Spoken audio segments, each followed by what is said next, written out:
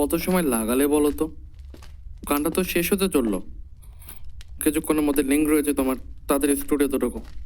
আরে বাথরুম থেকে আসবো তো, কটা বাজে? 11:59, আর 20 সেকেন্ডের মধ্যে অন এয়ার যেতে হবে কিন্তু, ঠিক আছে? Mic on.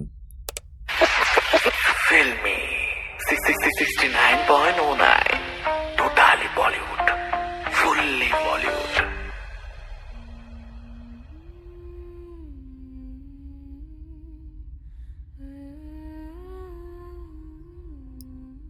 কি করছো ঘুমন্ত কলকাতা? ঘড়ির কাঁটায় এখন বোধহয় ঠিক রাত 12টা। শহরের রাস্তায় জল জমতে শুরু করেছে।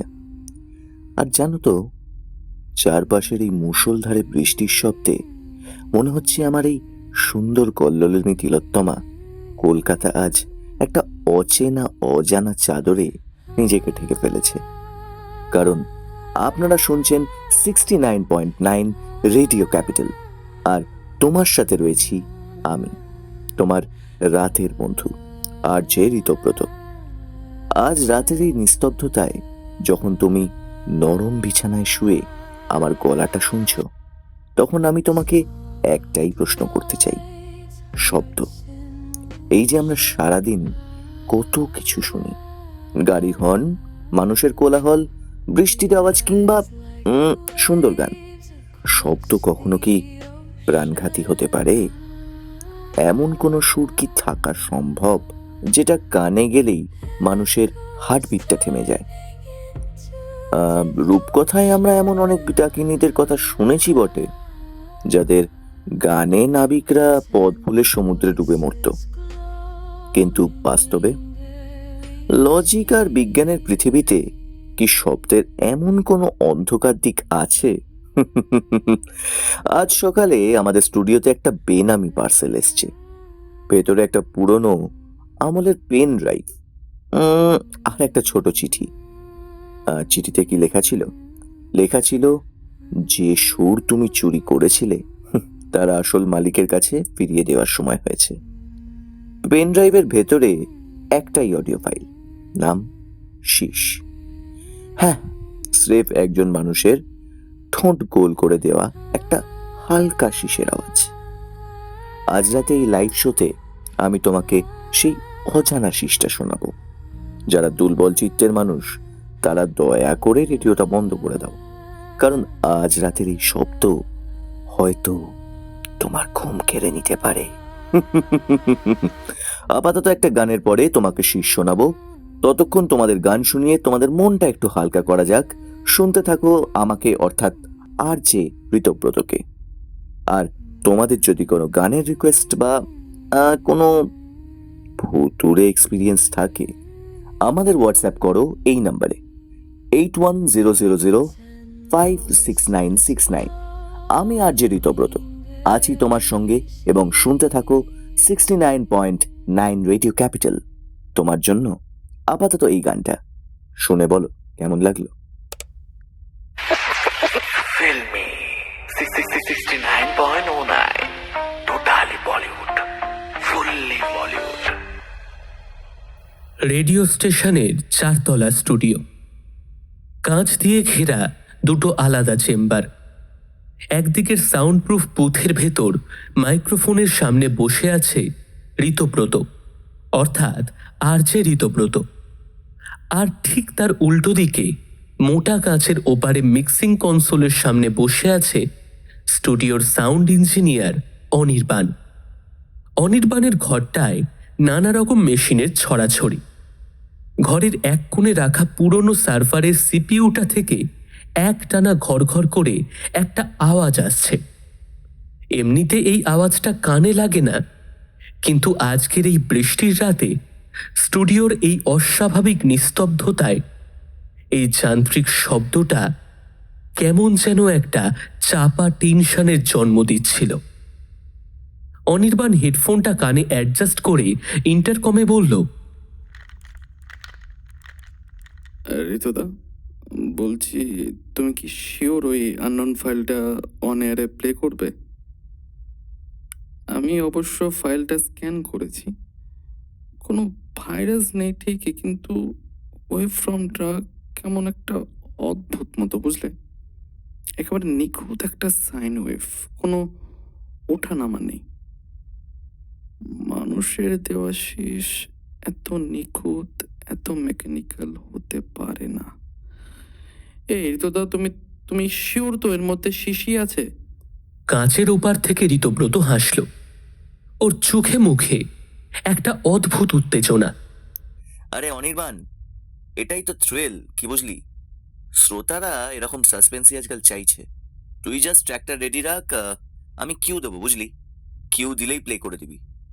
অনির্বাণ আর কোনো কথা বাড়ালো না। ঋতব্রত এই স্টেশনের স্টার আরজে, ওর কথার উপর কথা বলার সাহস অনির্বাণের নেই। অনির্বাণ মাউস পয়েন্টারটা শীষ ওয়েভ ফাইলটার উপর নিয়ে গিয়ে ক্লিক করার জন্য আঙুল স্থির রাখল। কাঁচের ওপারে ঋতব্রত মাইক্রোফোনের সামনে ঝুঁকে পড়ল, হাত তুলে অনির্বাণকে ইশারা করল। On my countdown, 1 2 3 roll. Anirban ট্র্যাকটা প্লে করল। প্রথম কয়েক সেকেন্ড একদম ব্ল্যাঙ্ক, কোনো আওয়াজ নেই। অনির্বাণ কনসোলের ভলিউম স্লাইডারটা একটু বাড়িয়ে দিল।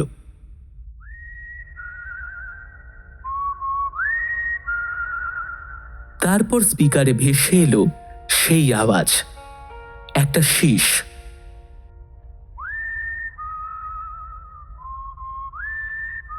খুব ধীর লয়ের একটানা একটা শীষের সুর।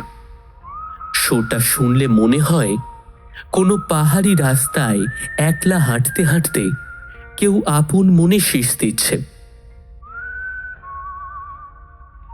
অসম্ভব মিষ্টি মায়াবী একটা সুর, কিন্তু সেই সুরের মধ্যে একটা অদ্ভুত শূন্যতা আছে। শীষটা যত এগোচ্ছে মনে হচ্ছে ঘরের তাপমাত্রা যেন একটু একটু করে কমে যাচ্ছে।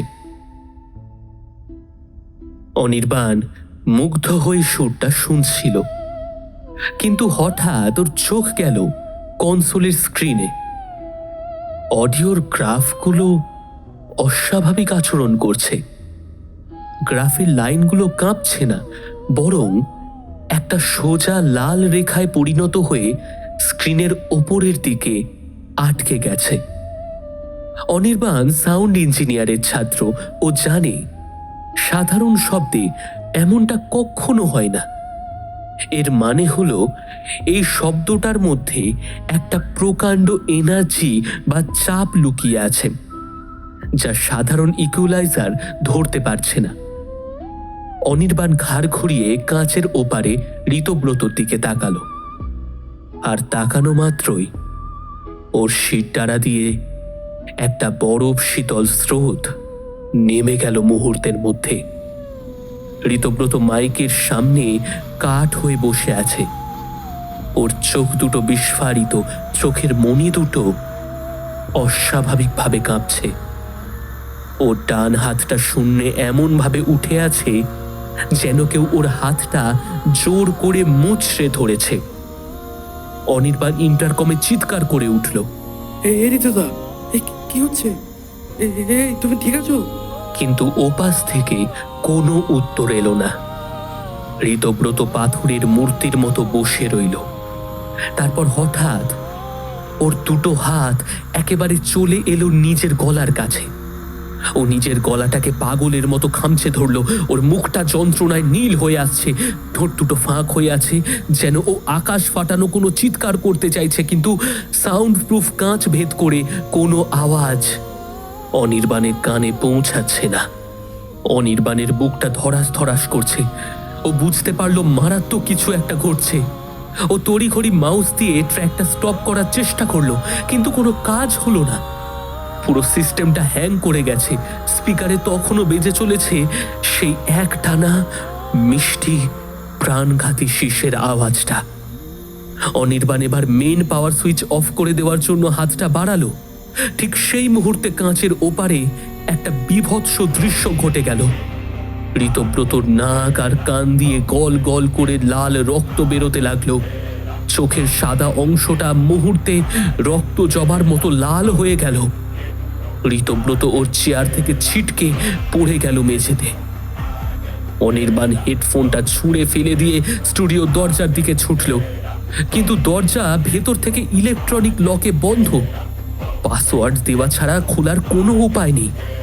অনির্বাণ দরজার কাছে পাগলের মতো ধাক্কা দিতে লাগলো। ঋতুদা, এই ঋতুদা, ঋতুদা। কিন্তু মেঝেতে পড়ে থাকা ঋতব্রতর শরীরটা ততক্ষণে নিথর হয়ে গেছে। রক্তের একটা ছোট্ট নদী ওর মাথা থেকে ফ্লোরের কার্পেটের দিকে এগিয়ে আসছে, আর পুরো স্টুডিও জুড়ে তখন ইকো হচ্ছে সেই অদ্ভুত শিশের সুর।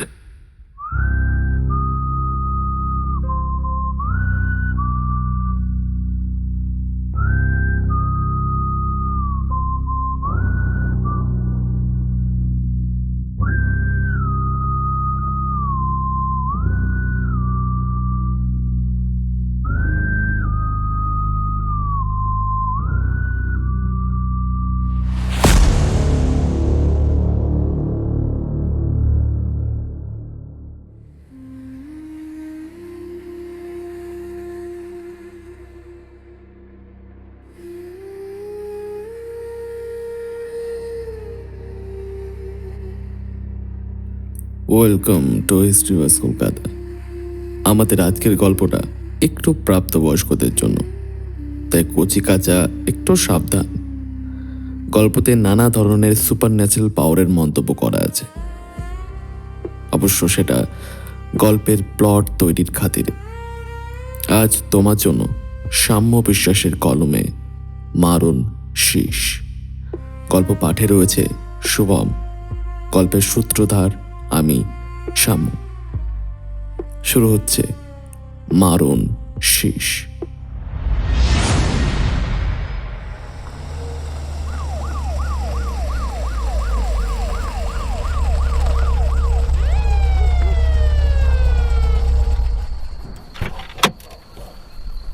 রাত 2:30। রেডিও স্টেশনের নিচে পুলিশের 3টে জিপ দাঁড়িয়ে আছে। লাল নীল ফ্ল্যাশার লাইটের আলো বৃষ্টির জলের ওপর পড়ে একটা ভৌতিক পরিবেশ তৈরি করেছে। 4তলা স্টুডিওর ভেতরটা এখন পুলিশে গিজগিজ করছে। লাল টেপ দিয়ে ক্রাইম সিনটা ঘিরে দেওয়া হয়েছে। ফ্লোরে রাখা ভারী অগ্নি নির্বাপক যন্ত্রটা দিয়ে কাঁচ ভেঙে ভেতরে ঢুকেছিল অনির্বাণ। ভাঙা কাঁচের টুকরো ফ্লোরময় ছড়িয়ে আছে। ঘরের একপাশে দাঁড়িয়ে আছেন হোমিসাইড ডিপার্টমেন্টের ইন্সপেক্টর নীলাদ্রি সেন। ছিপছিপে লম্বা চেহারা, চোখে সরু ফ্রেমের চশমা। মানুষটার চোখ দুটো স্ক্যানারের মতো। ঘরে ঢোকার পর থেকে উনি বিশেষ কোনো কথা বলেননি, শুধু তীক্ষ্ণ দৃষ্টিতে চারপাশটা পর্যবেক্ষণ করছেন। অলৌকিক গল্প, ভূত প্রেত বা জাদুমন্ত্রে ওর বিন্দুমাত্র বিশ্বাস নেই। উনি জানেন প্রতিটা ঘটনার পিছনে একটা নিখুঁত বিজ্ঞান আর একটা লজিক্যাল মোটিভ থাকে। অপরাধী যতই চালাক হোক না কেন, সে বিজ্ঞানের সূত্র ভাঙতে পারে না। নীলাদ্রি সেন ঋতব্রতর মৃতদেহের পাশে হাঁটু মুড়ে বসলেন, হাতে গ্লাভস পরা। মৃতদেহের গলা খামচে ধরার দাগগুলো রীতিমতো স্পষ্টতই দেখতে পাচ্ছেন তিনি। নাক আর কানের পাশে শুকিয়ে আসা রক্তের দাগও। প্রিলিমিনারি অটোপসি ছাড়া পুরোপুরি তো বলা মুশকিল, তবে লক্ষণগুলো দেখে মনে হচ্ছে massive internal haemorrhage. Niladri Sen নিজের মনেই বিড়বিড় করলেন। তারপর পিছনে দাঁড়িয়ে থাকা ফ্যাকাশে মুখের অনির্বাণের দিকে ঘুরে তাকালেন। আপনি বলছেন ওই অডিও ট্র্যাকটা প্লে হওয়ার পরেই ওনার এই অবস্থা হয়? অনির্বাণ মাথা নাড়ল। হ্যাঁ স্যার, ওই পেন ড্রাইভে থাকা শেষের আওয়াজটা শুরু হওয়ার কয়েক সেকেন্ডের মধ্যেই। বুলশিট। নীলাদ্রি সেনের গলাটা শক্ত শোনালো।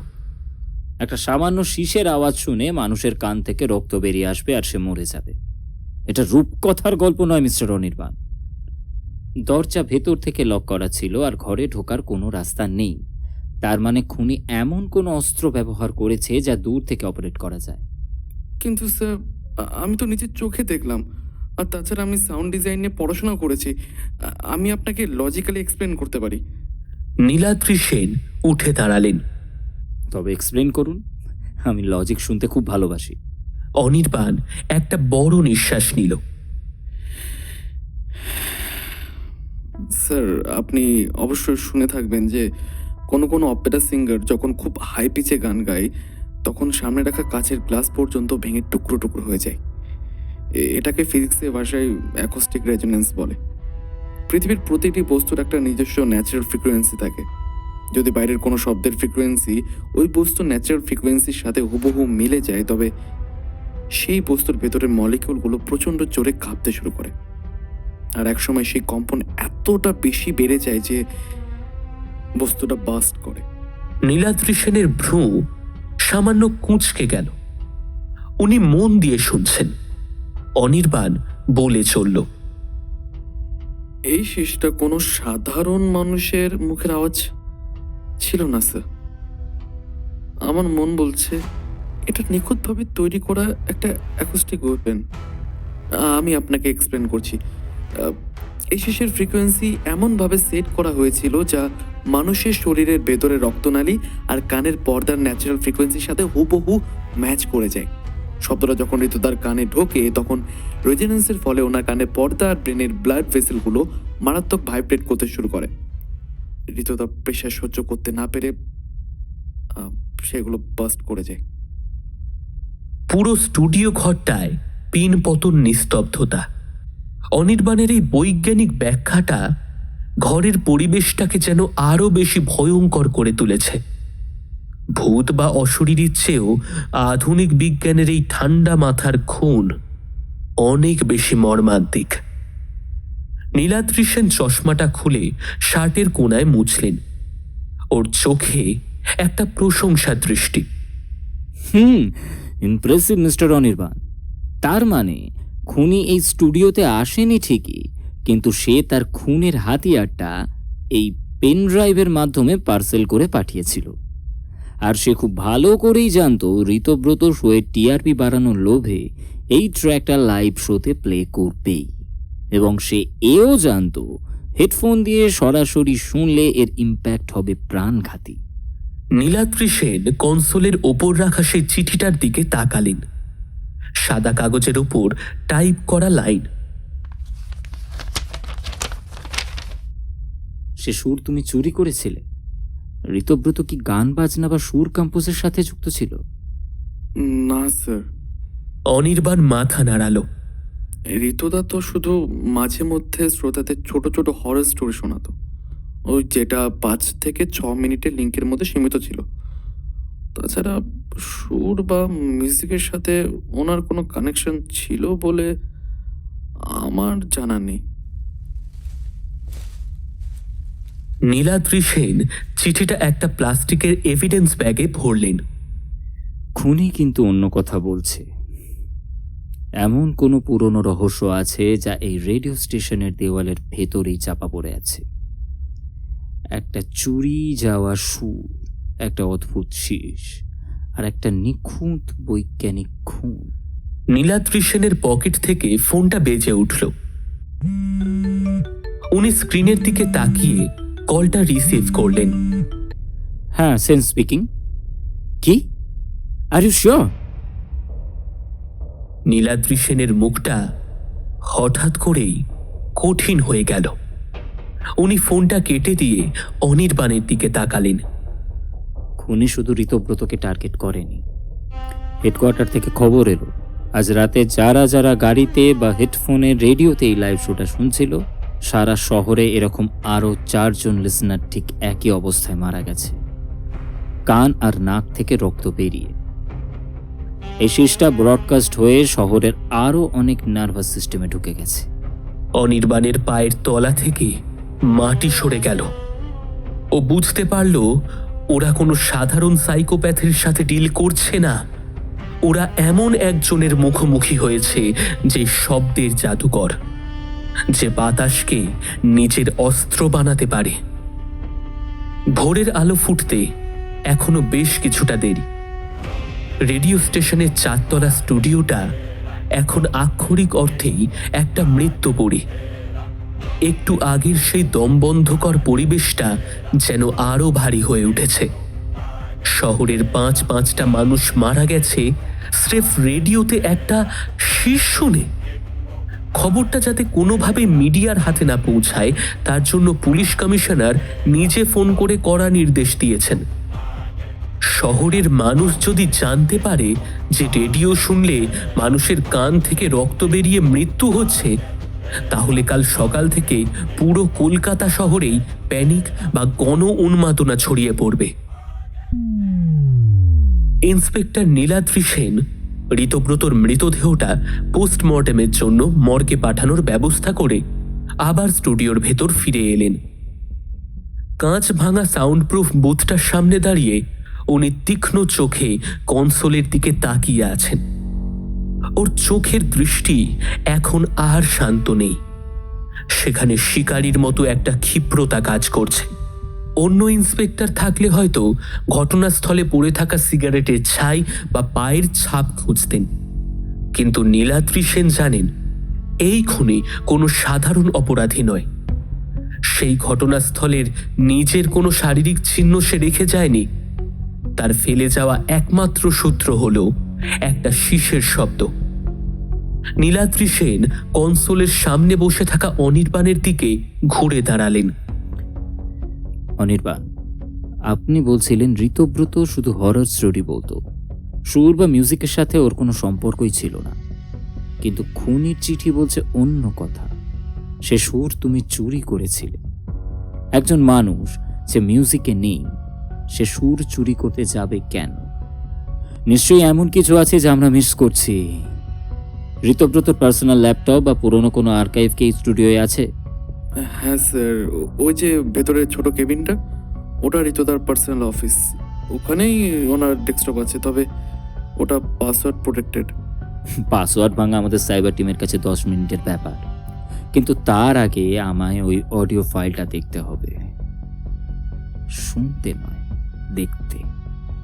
অনির্বাণ অবাক হয়ে নীলাদ্রির দিকে তাকালো। দেখতে মানে? হ্যাঁ, দেখতে। আপনি সাউন্ড ইঞ্জিনিয়ারিং এর ছাত্র। আপনি নিশ্চয়ই অডিও স্টেনোগ্রাফির নাম শুনেছেন। দ্বিতীয় বিশ্বযুদ্ধের সময় গুপ্তচররা সাধারণত গানের লাইনের ফ্রিকোয়েন্সির ভেতরে ম্যাপ বা সিক্রেট কোড লুকিয়ে পাঠাতো। আধুনিক ফিজিক্সেও এর ব্যবহার আছে। খুনি যখন এত বড় অ্যাকোস্টিক জিনিয়াস, তখন সে শুধু একটা চিঠি আর একটা শীষ পাঠিয়ে ক্ষান্ত থাকবে না। ওর ইগো ওকে বাধ্য করবে নিজের সিগনেচার কোথাও না কোথাও ছেড়ে যেতে। অনির্বাণের চোখ চকচক করে উঠল। ভয়টা কেটে গিয়ে সেখানে এখন বিজ্ঞানের প্রতি প্রবল কৌতূহল জমা হয়েছে। ও সাথে সাথে সোজা হয়ে বসল। স্যার, আপনি স্পেকট্রোগ্রামের কথা বলছেন? স্পেকট্রোগ্রাম হলো শব্দের ভিজুয়াল রিপ্রেজেন্টেশন বা শব্দের ছবি। আমরা যদি ওই শীষের অডিও ফাইলটাকে এই স্পেকট্রোগ্রাম সফটওয়্যারে ফেলি, তাহলে শব্দ তরঙ্গগুলো ছবিতে কেমন দেখায় সেটা আমরা স্ক্রিনে দেখতে পাবো। আর খুনি যদি ফ্রিকোয়েন্সির ভেতরে কোনো ছবি বা মেসেজ লুকিয়ে রাখে, তবে সেটাও চোখের সামনে ফুটে উঠবে। এক্স্যাক্টলি, শুরু করুন। তবে খেয়াল রাখবেন ভলিউম যেন 0 dBর নিচে থাকে। ওই সুর আমি আর 1 সেকেন্ডের জন্য শুনতে চাই না। অনির্বাণ স্টুডিওর মেন স্পিকারের কানেকশন ফিজিক্যালি খুলে দিল, যাতে কোনোভাবেই আওয়াজ বাইরে না আসে। তারপর সেই বেনামি পেনড্রাইভ থেকে শীষ ওয়েভ ফাইলটা নিয়ে স্পেকট্রোগ্রাম অ্যানালাইজার সফটওয়্যারে ড্রপ করল। সফটওয়্যারটা অডিও ফাইলটাকে প্রসেস করতে শুরু করলো। স্ক্রিনে একটা লোডিং বার এগোচ্ছে। নীলাদ্রি সেন আর অনির্বাণ দুজনেই শ্বাস আটকে স্ক্রিনের দিকে তাকিয়ে আছে। লোডিং কমপ্লিট হতেই স্ক্রিনে একটা ছবি ফুটে উঠল। সাধারণ অডিওর স্পেকট্রোগ্রাম দেখতে এবড়ো খেবড়ো পাহাড়ের মতো হয়, কিন্তু স্ক্রিনের ছবিটা দেখে অনির্বাণের মুখ হাঁ হয়ে গেল। অডিওর লাল আর নীল রঙের ফ্রিকোয়েন্সি ওয়েভগুলো মিলে স্ক্রিনের ওপর স্পষ্টতই একটা ইংরেজি শব্দ তৈরি করছে। শব্দটা হলো ইকোস 1998। নীলাদ্রি সেন চশমাটা খুলে চোখটা একবার কচলে নিলেন। একটা শব্দের তরঙ্গ দিয়ে যে এভাবে নিখুঁত ছবি বা লেখা তৈরি করা যায় তা উনি নিজের চোখে না দেখলে বিশ্বাসই করতেন না। ইকোস 1998। অনির্বাণ, এই নামটা কি আপনার চেনা? ঋতব্রতর পাস্টের সাথে কি ওর কোনো কানেকশন আছে? অনির্বাণ স্ক্রিনের দিকে তাকিয়ে স্মৃতি হাতড়ানোর চেষ্টা করল। হঠাৎ ওর চোখ দুটো বড় বড় হয়ে গেল। বলল, হ্যাঁ স্যার, ইকোস, মনে পড়েছে। আমি তখন বোধহয় স্কুলে পড়ি। সালটা ওই 1998 নাগাদ। ইকোস নামে কলকাতার বুকে একটা আন্ডারগ্রাউন্ড মিউজিক ব্যান্ড খুব পপুলার হয়েছিল। তখন ফসিলসের নাম ততটা হয়নি। ওদের মিউজিক ছিল একদম আলাদা, একেবারে একেবারে সবার থেকে আলাদা। কোনো ইলেকট্রনিক্স ইনস্ট্রুমেন্ট দিয়ে ওরা মিউজিক করতো না। ওরা নাকি জলের আওয়াজ, বাতাসের শব্দ আর মানুষের গলার অদ্ভুত ভাইব্রেশন দিয়ে মিউজিক তৈরি করতো। ওদের লাইভ শো শুনতে হাজার হাজার ছেলেমেয়ে পাগল হয়ে যেত, কিন্তু ব্যান্ডের নাম ছাড়া আর কোনো কিছুই মানুষের জানা ছিল না, কারণ ওরা কখনো স্টেজে মুখ দেখাতো না, সবসময় একটা মুখোশ পরে পারফর্ম করতো। আর সেই ব্যান্ডের সাথে ঋতব্রতর সম্পর্ক কি? সেই সময় একটা গুজব রটেছিল স্যার। ব্যান্ডের দুজন মেন মেম্বার ছিল, একজন খুব ভালো মিউজিক অ্যারেঞ্জ করতো আর অন্যজন ছিল সাউন্ড ওয়েভ বা ফিজিক্স নিয়ে রীতিমতো পাগল একজন জিনিয়াস, খুব সুন্দর সাউন্ড ডিজাইন করতো বলে। আর গুজব ছিল যে ওই মিউজিক অ্যারেঞ্জ করতো যে ছেলেটা, সেই ছেলেটা নাকি আমাদের ঋতদা। ঋতব্রত নাম নেওয়ার আগে ওনার নাম বলে রিক ছিল। কিন্তু 1999 সালের দিকে হঠাৎ করে ওই ব্যান্ডটা ভেঙে যায়। ওদের স্টুডিওতে নাকি একটা ভয়ানক আগুন লাগে। সেই আগুনে ব্যান্ডের ওই দ্বিতীয় মেম্বারটা, মানে যিনি সাউন্ড জিনিয়াস ছিলেন, মানে সাউন্ড ডিজাইনার ছিলেন, তিনি বলে মারা যান। আর তার কিছুদিন পরেই বলে ঋতদা রেডিও জয়েন করে আর নিজের একটা হরার শো শুরু করলেন রেডিওতে। নীলাদ্রি সেনের মাথার ভেতর জটগুলো যেন একটু একটু করে খুলতে শুরু করলো। উনি পকেট থেকে একটা ছোট্ট নোটপ্যাড বের করে খসখস শব্দ করে কিছু লিখতে লাগলেন। তার মানে গল্পটা দাঁড়ালো এই 1998-এ ইকোস ব্যান্ডের ওই সাউন্ড জিনিয়াস ছেলেটা এমন একটা সুর বা ফ্রিকোয়েন্সি আবিষ্কার করেছিল যা মানুষের ব্রেন আর নার্ভকে কন্ট্রোল করতে পারে। ঋতব্রত হয়তো সেই সুরটার কমার্শিয়াল ভ্যালু বুঝতে পেরেছিল, আর সে ওই সুরটা চুরি করতে চায়। স্টুডিওতে আগুন লাগার ঘটনাটা কোনো দুর্ঘটনা ছিল না অরিবান, ওটা হয়তো ঋতব্রতরই কাজ ছিল, যাতে পার্টনারকে সরিয়ে দিয়ে পুরো ক্রেডিটটা সে নিজে নিতে পারে। আর রেডিওতে নিজের ভৌতিক গল্পগুলোর ব্যাকগ্রাউন্ডে ওই স্পেশাল ফ্রিকোয়েন্সি মিশিয়ে দিয়ে সে মানুষের মনে ভয় তৈরি করত, আর রাতারাতি এত পপুলার হয়ে গিয়েছিল। তিনি বেঁচে ফিরেছেন রিভেঞ্জ নিতে।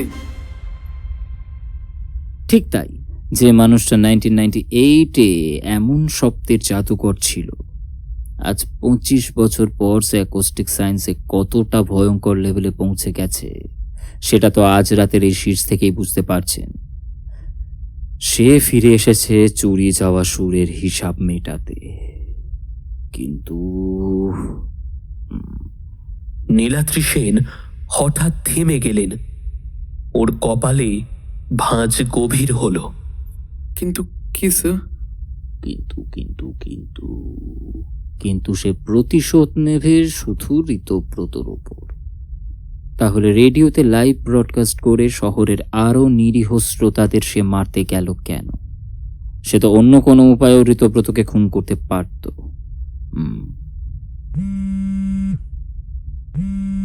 ঠিক সেই মুহূর্তে স্টুডিওর এক কোণে রাখা ঋতব্রতর ডেড বডির পাশ থেকে একটা আওয়াজ হলো।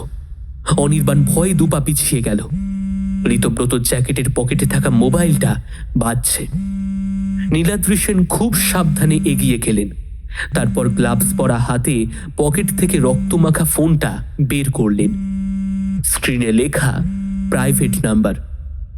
নীলাদ্রি সেন একটা গভীর শ্বাস নিয়ে কলটা রিসিভ করলেন। ফোনটা লাউড স্পিকারে দিলেন যাতে অনির্বাণও শুনতে পায়। হ্যালো? ওপাশ থেকে কয়েক সেকেন্ড কোনো কথা এলো না, শুধু একটা চাপা যান্ত্রিক নিঃশ্বাসের শব্দ। তারপর একটা গলা ভেসে এলো। গলাটা কোনো সফটওয়্যার দিয়ে বিকৃত করা, অনেকটা রোবটের মতো শোনাচ্ছে। খুব সুন্দর ডিসকাস করছেন ইন্সপেক্টর নীলাদ্রি সেন। ইগোস, হ্যাঁ। আমি ইগোস। 25 বছর ধরে আগুনের পোড়া দাগগুলো নিয়ে আমি এই দিনটার জন্যই অপেক্ষা করছিলাম। ঋতব্রত তো শুধু একটা চোর ছিল, ওকে মারার কোনো আনন্দ নেই। তাহলে নিরীহ মানুষগুলোকে কেন মারলে? নিরীহ মানুষ যে 25 বছর আগে আমার শিল্পকে চিনতে পারেনি, যে শহরে একটা চোরের হাততালি শুনছে, সেই শহরকে একটু শাস্তি তো পেতেই হবে। ইন্সপেক্টর, আজ রাতে তো শুধু একটা ট্রেলার চললো, 4 জন লিসনার মারা গেছে, তাই তো? নীলাদ্রি সেন আর অনির্বাণ একে অপরের দিকে তাকালো। লোকটা জানলো কি করে যে 4 জন মারা গেছে? আগামীকাল রাত ঠিক 12টায় আমি কলকাতার ফ্রিকোয়েন্সি হাইজ্যাক করব ইন্সপেক্টর।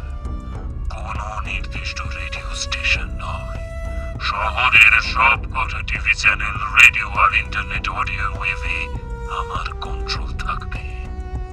কাল রাতে আমি আমার জীবনের সেরা শুটটা প্লে করব, দ্য গ্র্যান্ড ফিনালে।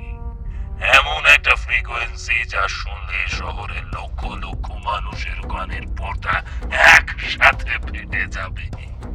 পুরো কলকাতা শহর একটা নিস্তব্ধ শ্মশানে পরিণত হবে।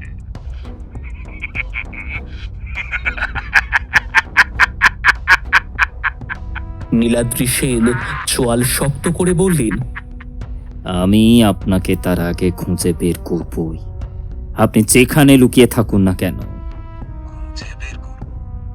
বেশ তো, আমি তো চাই আপনি আমাকে খুঁজে বের করুন, খেলুন আমার সাথে। আপনার জন্য প্রথম ক্লু আমি ওই স্পেকট্রোগ্রামেই লুকিয়ে রেখেছি। ভালো করে দেখুন ইন্সপেক্টর। আর মাত্র 24 ঘন্টা আপনার হাতে। TikTok, TikTok.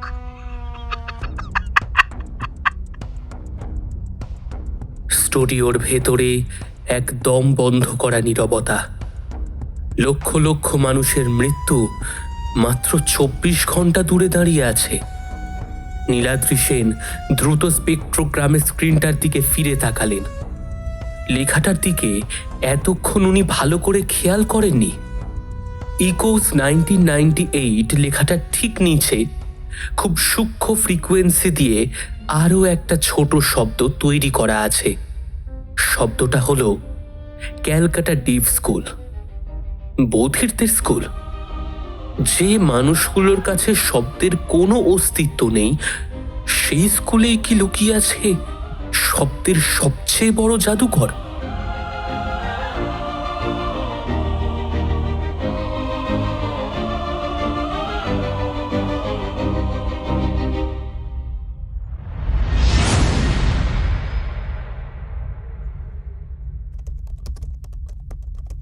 রাত 3:30। শহরের অন্য প্রান্তে পার্ক স্ট্রিটের একটি বহুতল ভবনে সিটি FM 104 এর অফিস। অফিসের ভেতরটা এখন একদম ফাঁকা, শুধু 2-1টা টিউব লাইট জ্বলছে। কাঁচের দরজা দেওয়া একটি প্রাইভেট কেবিনের ভেতর ডেস্কে মাথা নিচু করে বসে আছে RJ ঋতুশ্রী। ঋতুশ্রী শহরের আরেকজন জনপ্রিয় রেডিও জকি। গত 8 ঘন্টা ধরে টানা একটি স্পেশাল অডিও ড্রামার রেকর্ডিং আর এডিটিংয়ের কাজ করে সে চরম ক্লান্ত। যেহেতু রাত হয়ে যাওয়ার কারণে অফিসে এডিটর নেই, তাই ওকেই এডিটিংটা করতে হচ্ছে। একটা এমার্জেন্সি সাউন্ডের এডিটিং।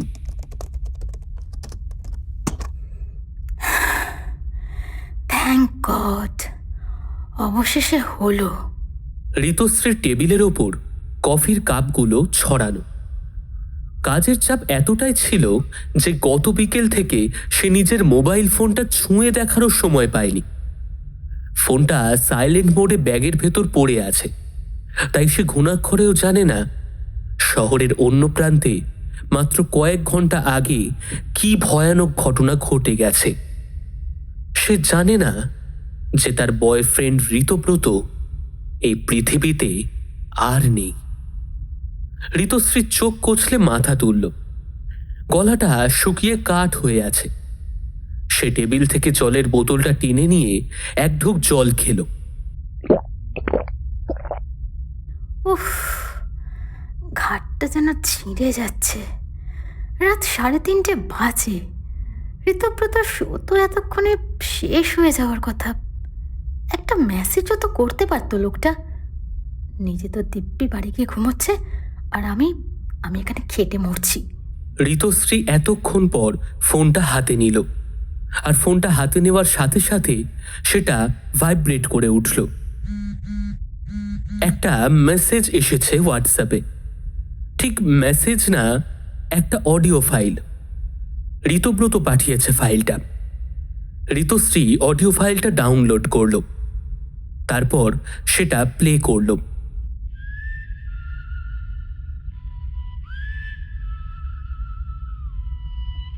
সুরটা বেশ মিষ্টি তো।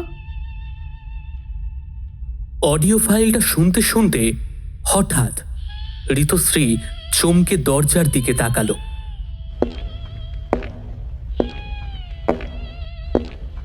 এত রাতে অফিসে তো আর কারোর থাকার কথা নয়। সিকিউরিটি গার্ড তো নিচে মেন গেটে থাকে। ঋতুশ্রী অডিওটা পজ করলো। একটা পায়ের আওয়াজ ঠিক ওর কেবিনের দরজার ওপাশে এসে থামল। ঋতুশ্রীর বুকটা একটু ছ্যাঁত করে উঠল। হঠাৎ কেবিনের ভেতরের টিউবলাইটটা অদ্ভুতভাবে কাঁপতে শুরু করলো, আর ঠিক তখনই কাঁচের দরজাটা কেঁচ করে একটা আওয়াজ তুলে ধীরে ধীরে খুলে গেল। দরজায় যে মানুষটা এসে দাঁড়ালো তাকে দেখে ঋতুশ্রীর ধরে প্রাণ ফিরে এলো। ওর মুখে একটা স্বস্তির এবং একই সাথে বিরক্তির হাসি ফুটে উঠল। দরজায় দাঁড়িয়ে আছে ঋতব্রত। ওর গায়ে সেই পরিচিত কালো জ্যাকেট, চুলগুলো বৃষ্টিতে ভেজা, কপালে লেপ্টে আছে। কিন্তু ঋতব্রতর দাঁড়ানোর ভঙ্গিটা আজ বড্ড অদ্ভুত। ওর মাথাটা একটু নিচের দিকে ঝোঁকানো, আর মুখটা কেমন যেন ফ্যাকাশে ছাই রঙের। ওর চোখ দুটো যেন একেবারে ভাবলেশীন, শূন্য। কি ব্যাপার মিস্টার? আমি তো ভাবলাম তুমি বাড়ি গিয়ে নাক ডাকছো। এত রাতে হঠাৎ আমার অফিসে? সারপ্রাইজ দেওয়ার খুব শখ জেগেছে, তাই না? ঋতব্রত কোনো কথা বলল না। সে খুব ধীর পায়ে যেন হাওয়ায় ভাসতে ভাসতে কেবিনের ভেতর ঢুকল। ওর শরীর থেকে একটা অদ্ভুত পোড়া গন্ধ আর বৃষ্টির স্যাঁতস্যাঁতে গন্ধ সবটা মিশে একটা ভ্যাপসা গন্ধ ঋতুশ্রীর নাকে লাগলো। উফ ঋতো, তুমি কি কোথাও আগুন পোহাচ্ছিলে নাকি? কি বিশ্রী একটা পোড়া গন্ধ আসছে তোমার জ্যাকেট থেকে। আর আর তুমি এত চুপচাপ কেন? শোতে কিছু গন্ডগোল হয়েছে? ঋতব্রত এবার মুখ তুলল। ওর ঠোঁটের কোণে একটা বাঁকা হিমশীতল হাসি। ওর গলার আওয়াজটা কেমন যেন ভাঙা ভাঙা, যেন অনেক দূর থেকে সেটা ভেসে আসছে। আমার শো আজ চিরকালের মতো শেষ হয়ে গেছে ঋতুশ্রী, সব শেষ। শুধু একটা কথা, হ্যাঁ, একটা জিনিস বাকি ছিল, তোমাকে একটা সুর শোনানোর। 25 বছর আগে তৈরি করা একটা সুর, আমার জীবনের সেরা সৃষ্টি। ঋতশ্রী ভ্রু কুঁচকাল। ঋতব্রতর গলাটা ওর নিজের গলার মতো শোনাচ্ছে না। এর মধ্যে একটা অস্বাভাবিক প্রতিধ্বনি বা ইকো আছে। কি আজে বাজে বকছো ঋতু? 25 বছর আগে তো তুমি বাচ্চাই ছিলে। আর আর কিসের সুর? আজ একটা সুরের গল্প তোমায় আমি বলবো, যে সুর দিয়ে তুমি আমাকে, মানে তুমি ঋতব্রতকে মেরেছ। কি কি কি বলছো তুমি? আমি মেরেছি? কি কি কি সব বলছো তুমি?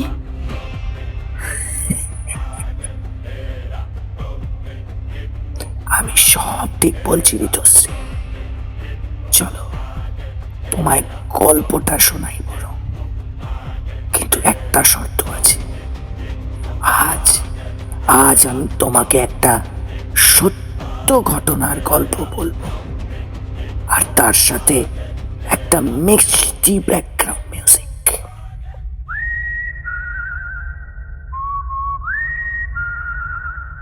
একটা খুব তীক্ষ্ণ শিরশিরে আওয়াজ শুরু হলো। টিউবলাইটটা এবার দপদপ করতে করতে পুরোপুরি নিভে গেল। কেবিনের ভেতরটা এখন প্রায় অন্ধকার। শুধু ল্যাপটপের স্ক্রিনে নীলচে আলোতে ঋতব্রতর মুখটা দেখা যাচ্ছে। ঋতশ্রী এবার সত্যি ভয় পেয়ে গেল। ও চেয়ার ছেড়ে উঠে দাঁড়ানোর চেষ্টা করলো, কিন্তু ওর মনে হলো ওর শরীরটা যেন ভারী হয়ে গেছে। কেউ যেন অদৃশ্য কোনো দড়ি দিয়ে ওকে চেয়ারের সাথে আষ্টে পৃষ্ঠে বেঁধে রেখেছে। ঋতু আমার ভয় করছে, কিন্তু সবসময় প্র্যাঙ্ক ভালো লাগে না। ঋতব্রত ওর একদম সামনে এসে দাঁড়ালো। ঋতশ্রীর মুখের খুব কাছে ঝুঁকে পড়ল। ঋতশ্রীর মনে হলো ওর সামনে দাঁড়িয়ে থাকা মানুষটার শ্বাস প্রশ্বাসের কোনো শব্দ নেই। ওর শরীরটা বরফের মতো ঠান্ডা। কথা বলতে বলতেই ঋতব্রতর মুখের চামড়াটা অদ্ভুতভাবে কুঁচকে যেতে শুরু করলো। ঋতশ্রী আতঙ্কে চোখ বড় বড় করে দেখল। ল্যাপটপের আলোয় ঋতব্রতর গালের চামড়া গলে গলে পড়ছে। চোখের মনে দুটো সাদা হয়ে গেছে। ওর সুন্দর মুখটা চোখের নিমেষে একটা বীভৎস আগুনে পোড়া কঙ্কালসার ট্র্যাজিক মুখোশে পরিণত হলো। এটা ঋতশ্রীর ঋতব্রত নয়, এটা অন্য কেউ। কোনো এক অশুভ শক্তি ঋতব্রতর রূপ ধরে ওর সামনে এসে দাঁড়িয়েছে, কিন্তু ওর গলা দিয়ে কোনো আওয়াজ বেরোলো না। ওই অশরীরী অলৌকিক ছায়াটা ওর মুখের আরো কাছাকাছি এগিয়ে এলো। তারপর তার পোড়া গলে যাওয়া ঠোঁট দুটো গোল করে একটা শীষ দিতে শুরু করলো। শীষের সুরটা ঋতশ্রীর কানে ঢুকতেই ওর মনে হলো ওর মাথার ভেতরে হাজার হাজার ছুঁচ একসাথে বিঁধে যাচ্ছে।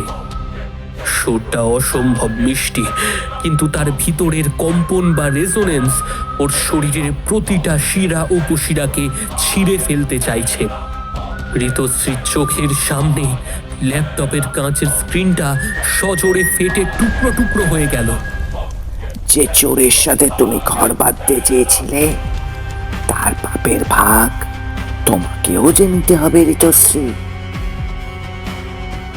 ঋতশ্রী দু হাত দিয়ে নিজের কান চেপে ধরল, কিন্তু শব্দটা কানের বাইরে থেকে আসছে না। মনে হচ্ছে ওর মাথার ভেতর থেকে শব্দটা তৈরি হচ্ছে। কয়েক সেকেন্ডের মধ্যেই ওর কানের পর্দা দুটো সশব্দে ফেটে গেল। নাক আর কান দিয়ে ফিনকি দিয়ে রক্ত ছুটে বেরিয়ে এলো। চোখের দৃষ্টি ঘোলাটে হয়ে গেল ওর। শেষ মুহূর্তে ঋতশ্রী দেখল ওই আগুনে পোড়া অশরীরী ছায়াটা অন্ধকারের মধ্যে হাওয়ায় মিলিয়ে যাচ্ছে, আর ওর নিথর শরীরটা চেয়ার থেকে ঢলে পড়ল মেঝেতে।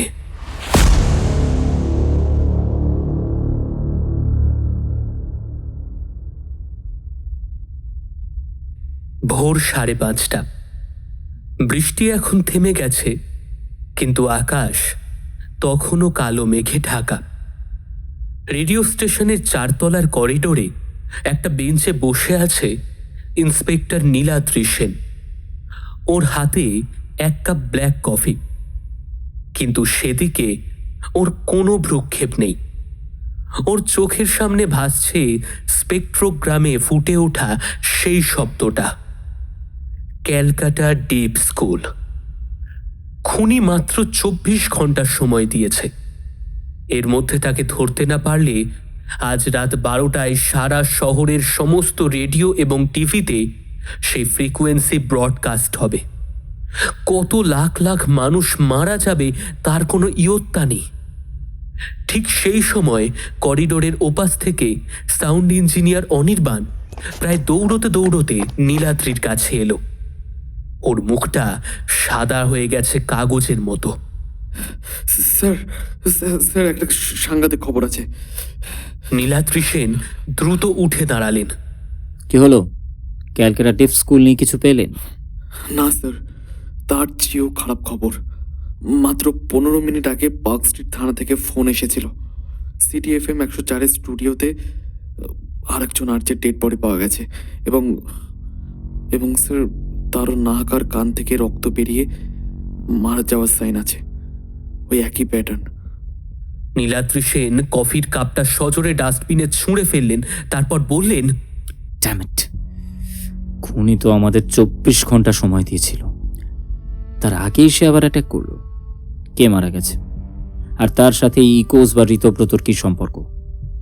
অনির্বাণ ঢোক গিলে বলল, স্যার, যে মারা গেছে তার নাম ঋতুশ্রী। সে সে সে আমাদের ঋতুদার গার্লফ্রেন্ড ছিল। ওরা সামনের মাসে বিয়ে করতো। নীলাদ্রি সেনের চোয়াল শক্ত হয়ে গেল। উনি বুঝতে পারছেন খুনি শুধু তার চুরি যাওয়া সুরের প্রতিশোধ নিচ্ছে না, সে ঋতব্রতর পুরো অস্তিত্বটাকে পৃথিবী থেকে মুছে ফেলতে চাইছে। আর সে লজিক্যাল বিজ্ঞানের সাথে এমন একটা সাইকোলজিক্যাল মায়াজাল বা ইলিউশন তৈরি করছে যা মানুষের কল্পনারও বাইরে। খুনি শুধু একজন অ্যাকোস্টিক জিনিয়াস নয় অনির্বাণ, সে ইনফ্রাসাউন্ড বা কোনো হাই ফ্রিকোয়েন্সি ওয়েভ ব্যবহার করে মানুষের ব্রেনে হ্যালুসিনেশন করতেও সক্ষম। ঋতুশ্রী নিশ্চয়ই মৃত্যুর আগে এমন কিছু দেখেছিল যা ওর নার্ভকে পুরোপুরি পঙ্গু করে দিয়েছিল। নীলাদ্রি সেন পকেট থেকে গাড়ির চাবিটা বের করলেন। আর 1 মিনিটও সময় নষ্ট করা যাবে না অনির্বাণ। আপনি আমাদের সাথে আসছেন। আমাদের next destination Calcutta deep school. 25 বছর আগে ওই আগুনে কে পড়েছিল আর কে বেঁচে ফিরেছে, তার উত্তর ওই স্কুলেই লুকিয়ে আছে। চলুন।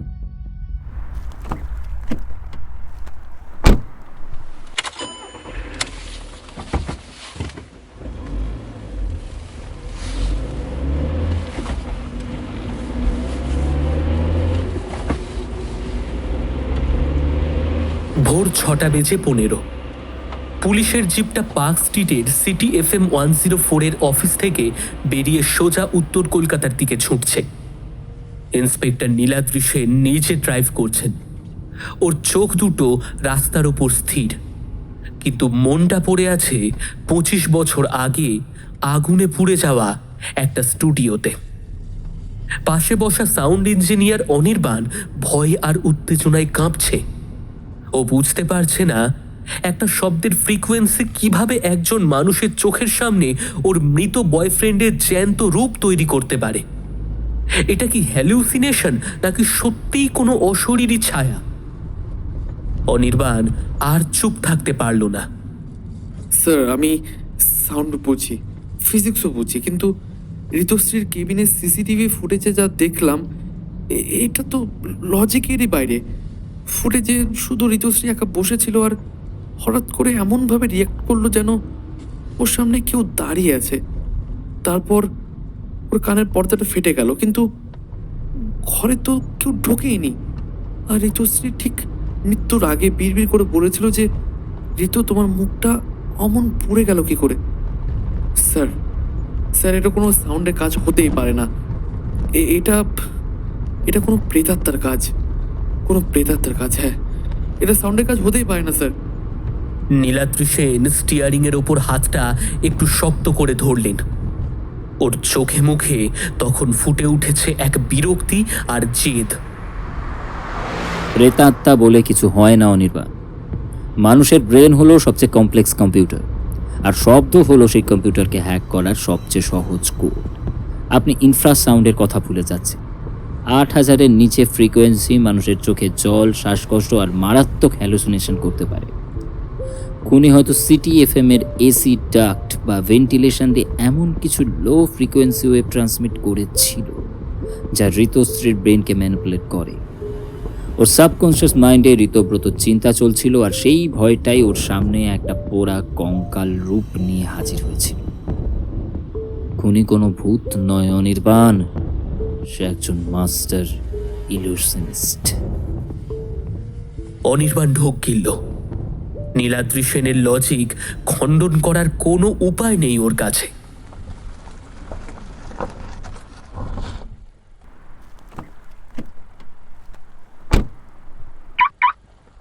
জিপটা থামল উত্তর কলকাতার একটা ঘিঞ্জি গলির শেষ মাথায়। লোহার গেটের উপর মরচে পড়া বোর্ডে লেখা ক্যালকাটা ডিফ অ্যান্ড ডাম স্কুল, স্থাপিত 1945। স্কুলটা বহু বছর ধরে পরিত্যক্ত। পাঁচিলে বট আর অশ্বত্থ গাছ গজিয়েছে। ভেতরের দোতলা বাড়িটার পলেস্তারা খসে খসে পড়েছে, জানলার কাঁচ ভাঙা। এই নিস্তব্ধ ধ্বংসস্তূপে পরিণত হওয়া বাড়িটাই কি সেই শব্দের জাদুকরের ডেরা? নীলাদ্রি সেন জিপ থেকে নেমে কোমর থেকে সার্ভিস রিভলভারটা বের করে নিলেন। অনির্বাণ, আপনি আমার ঠিক পেছনে থাকবেন, কোনো কিছুতে হাত দেবেন না। এই লোকটা শব্দ দিয়ে ফাঁদ পাততে ওস্তাদ। ওরা স্কুলের লম্বা করিডোর ধরে এগোতে লাগলো। দুপাশের ক্লাসরুমগুলো ফাঁকা, ধুলোয় ঢাকা পড়া বেঞ্চ সেখানে পড়ে আছে মাত্র। কিন্তু অদ্ভুত ব্যাপার হলো, এত পুরনো একটা পরিত্যক্ত বাড়িতে কোনো মাকড়সার চাল বা ইঁদুরের উপদ্রব নেই। ঘরগুলো সব পরিষ্কার। হঠাৎ দোতলার সিঁড়ির দিক থেকে একটা আওয়াজ এলো, খুব মৃদু, একটা ধাতব টুংটাং শব্দ। কেউ যেন কোনো মেটালিক প্লেটে আঙুল দিয়ে টোকা মারছে। নীলাদ্রি সেন ইশারায় অনির্বাণকে থামতে বলে নিজে সাবধানে সিঁড়ি বেয়ে উঠতে লাগলেন ওপরে। দোতলার একেবারে শেষের ঘরটার দরজা অর্ধেক খোলা। আওয়াজটা সেখান থেকেই আসছে। দরজার কাছে পৌঁছাতেই নীলাদ্রি সেনের চোখ একেবারে ছানা পড়া হয়ে গেল। ভেতরের ঘরটা কোনো পরিত্যক্ত ক্লাসরুম নয়, এটা একটা আস্ত হাইটেক অ্যাকোস্টিক ল্যাবরেটরি। দেওয়ালগুলো সাউন্ডপ্রুফ ফোম দিয়ে মোড়া। ঘরের মাঝখানে সার দেওয়া অত্যাধুনিক কম্পিউটার, মিক্সিং কনসোল আর বিশাল বিশাল স্পিকার।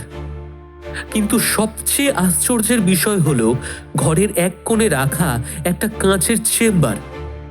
সেই চেম্বারের ভেতরে একটা পুরনো, একটা টুপি পরে বসে আছে একজন মানুষ। মুখটা ঠিক বোঝা যায় না, গোল টুপি পরার কারণে মুখটা কালো হয়ে আছে।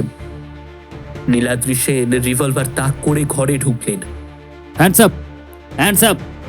না, একদম নড়বেন না, আপনার খেলা শেষ।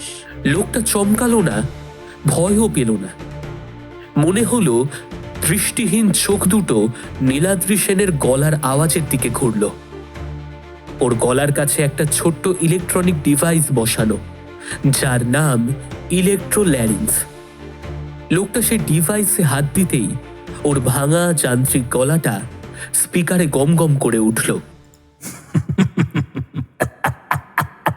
ওয়েলকাম মিস্টার ইন্সপেক্টর, আমি জানতাম আপনি ঠিক সময়ে পৌঁছাবেন। হ্যাঁ, আমি ইকোস। 25 বছর আগে ঋতব্রত যে আগুনটা লাগিয়েছিল, তাতে আমার চোখ, আমার গলা, আমার চেহারা সব পুড়ে ছাই হয়ে গিয়েছিল। কিন্তু ও আমার কান দুটো পোড়াতে পারেনি, তাই আমি শব্দ শুনতে পাই। আমি শব্দের আত্মাকে দেখতে পাই। ঋতব্রত আপনার সুর চুরি করেছিল, আপনি তাকে খুন করে প্রতিশোধ নিয়েছেন। ঋতুশ্রীকেও আপনি হ্যালুসিনেট করে মেরেছেন, কিন্তু এই শহরে লক্ষ লক্ষ নিরীহ মানুষের কি দোষ? আপনি আজ রাতে ব্রডকাস্ট হাইজ্যাক করে সবাইকে মারতে চাইছেন কেন? নিরীহ?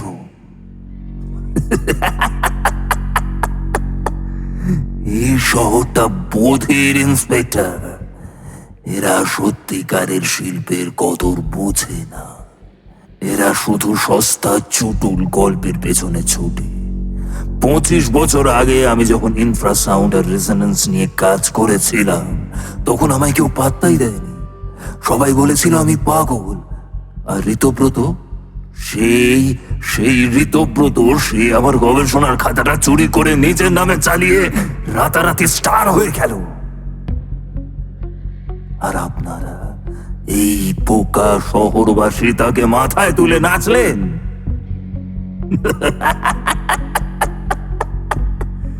আজ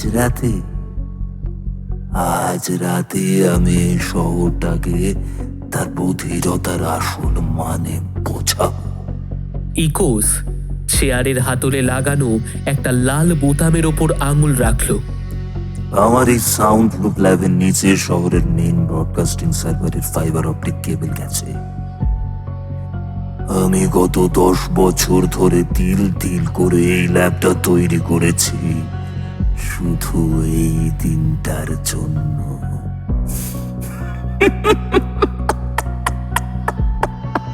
আজ রাত 12টায় আমার তৈরি সেই সিম্ফনি অফ ডেথ পুরো শহরের সমস্ত ফ্রিকোয়েন্সিতে বেজে উঠবে, আর কেউ আটকাতে পারবে না। কেউ আটকাতে পারবে না। আমি কি আপনার গল্প শোনার জন্য এখানে এসেছি? হাত তুলুন, না হলে আমি কিন্তু গুলি করতে বাধ্য হব। গুলি করবেন আমাকে? ইন্সপেক্টর, আপনি ফিজিক্স বোঝেন, কিন্তু শব্দের মায়া বোঝেন না। আপনি কি সত্যি ভাবছেন আমি আপনার সামনে বসে আছি? কথাটা শেষ হতেই একটা অদ্ভুত ঘটনা ঘটল। ইকোসের শরীরটা যেন একটা টিভির স্ক্রিনের মতো কাঁপতে শুরু করলো, আর তারপর হঠাৎ করে মিলিয়ে গেল হাওয়ায়। অনির্বাণ চিৎকার করে উঠল, স্যার ওটা হলোগ্রাম। নীলাদ্রি সেন স্তম্ভিত হয়ে দাঁড়িয়ে রইলেন। ঘরের ওই কাঁচের চেম্বারটা ফাঁকা, ইকোস সেখানে নেই। সে একটা হাই ডেফিনেশন 3D হলোগ্রাম আর ডিরেকশনাল সাউন্ড স্পিকার ব্যবহার করে ওদের ধোঁকা দিয়েছে। হঠাৎ পুরো ল্যাবরেটরি স্পিকারগুলো থেকে সেই চেনা মিষ্টি শীষের সুরটা বেজে উঠল। তবে এবার সুরটা খুব ধীর, যেন ওদেরকে ব্যঙ্গ করছে। ল্যাবের মেন কম্পিউটার স্ক্রিনে একটা কাউন্টডাউন টাইমার শুরু হলো। রাত 12টা বাজতে আর ঠিক 18 ঘন্টা বাকি। কাঁচের চেম্বারের ভেতর সেই আগুনে পোড়া লোকটার মূর্তিটা হঠাৎ করে হাওয়ায় মিলিয়ে যেতেই ডেপ স্কুলের গুপ্ত ল্যাবরেটরিটা আবারও নিস্তব্ধ হয়ে গেল। নীলাদ্রি সেন সজোরে দেওয়ালে একটা ঘুষি মারলেন। ওর চোখে মুখে চরম হতাশা আর রাগের ছাপ। অন্তত অনির্বাণের তো তেমনই মনে হলো। ড্যাম ইট, লোকটা আমাদের চোখের সামনে ধোঁকা দিয়ে বেরিয়ে গেল। এই পুরো সেটআপটা একটা ফেক আইপিআর প্রজেকশন দিয়ে চালানো হচ্ছিল। আসল ইকোস এখানে নেই অনির্বাণ, সে অন্য কোথাও বসে এই গেমটা কন্ট্রোল করছে। অনির্বাণ তখনও ভয়ে ঘামছে। ওর পরনে থাকা জ্যাকেটটা ভিজে জবজবে হয়ে গেছে। স্যার তাহলে এখন কি হবে? আর তো মাত্র কয়েক ঘন্টা বাকি। ও তো আজ রাতে পুরো শহরের ব্রডকাস্ট হাইজ্যাক করবে বলেছে। ঘাবড়াবেন না, আমি হেডকোয়ার্টারে মেসেজ পাঠিয়ে দিয়েছি। সাইবার সেল এখন মেইন সার্ভারগুলো ম্যানুয়ালি শাটডাউন করার চেষ্টা করছে। চলুন, এখানে আর দাঁড়িয়ে থেকে লাভ নেই, আমাদের অবিলম্বে লালবাজারে ফিরতে হবে।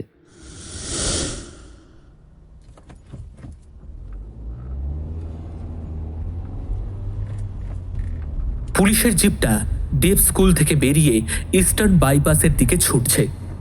বাইরের আকাশ ঘন কালো মেঘে ঢাকা, যেন ভরদুপুরেই সন্ধ্যা নেমে এসেছে। গাড়ির ভেতরটা এসির ঠান্ডায় কনকনে হয়ে রয়েছে। অনির্বাণ প্যাসেঞ্জার সিটে বসে এক দৃষ্টে উইন্ডস্ক্রিনের দিকে তাকিয়ে আছে। ওর মাথার ভেতর হাজারো প্রশ্ন ঘুরপাক খাচ্ছে। ও আর নিজেকে আটকে রাখতে পারল না, বলে ফেলল, স্যার, একটা কথা আমি কিছুতেই মেলাতে পারছি না।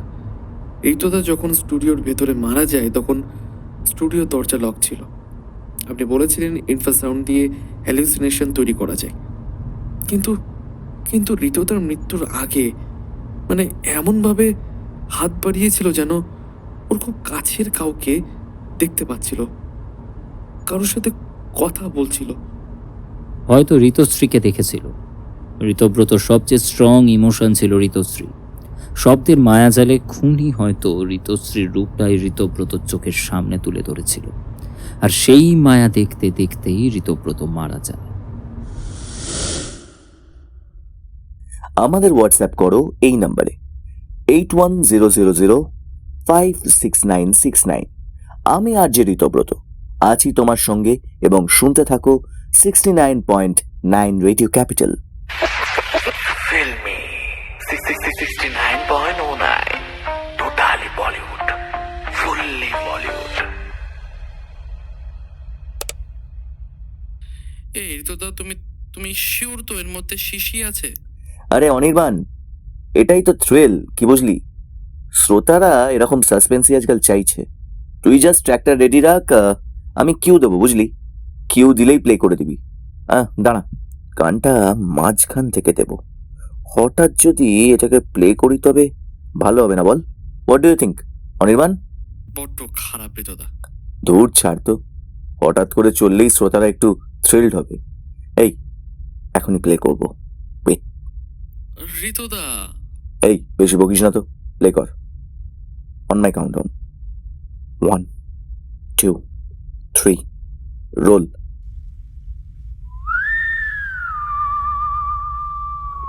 ঋতু,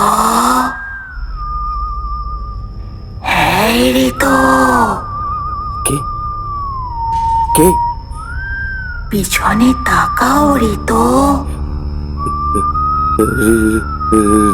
ঋতুশ্রী, তুমি কখন এলে? কি করব বলো, তোমাকে খুব দেখতে ইচ্ছে করছিল, তাই এখানে এলাম। আমাকে আমাকে কাছে নেবে না? ঋতব্রত ভীষণ ভয় পেয়ে গেছে, কারণ ঋতশ্রী খুব জেদি মেয়ে, আর কখনোই ও হঠাৎ করে কিছু করে না। সেটা ঋতব্রত খুব ভালো করে জানে। আর স্টুডিওতে ঢুকতে গেলে পাস লাগে, আর সেটা এখন ঋতব্রতর কাছে আছে। ওই পাস ছাড়া কেউই স্টুডিওতে ঢুকতে পারবে না। তাই হঠাৎ করেই ঋতব্রতর ভয় লাগলো। ঋতব্রত খেয়াল করলো যে ঋতশ্রীর চুল কেমন এবড়ো খেবড়ো হয়ে সামনের দিকে রয়েছে। মনে হচ্ছে মুখে কিছু ঢাকতে চেষ্টা করছে। আর তখনই ঋতব্রত খেয়াল করলো স্টুডিওর ভেতরে কেমন একটা পোড়া গন্ধ। ঋতুশ্রী, তোমার মুখে ওই ওই ওই রকম দাগটা কি? ঋতশ্রী আস্তে আস্তে ওর কাছে এগিয়ে আসে। কই, কোথায়? হাত দিয়ে দেখো। হঠাৎ একটা তীব্র গন্ধে ঋতব্রতর সারা গা গুলিয়ে আসলো। মনে হলো শরীরের ভেতর অন্ত্রগুলো বেরিয়ে আসবে, এবং সাথে সাথে ঋতশ্রীর মুখ একটা গলগলে কাঁচা লাল মাংসের পিণ্ডে পরিণত হলো। কে তুমি? কে?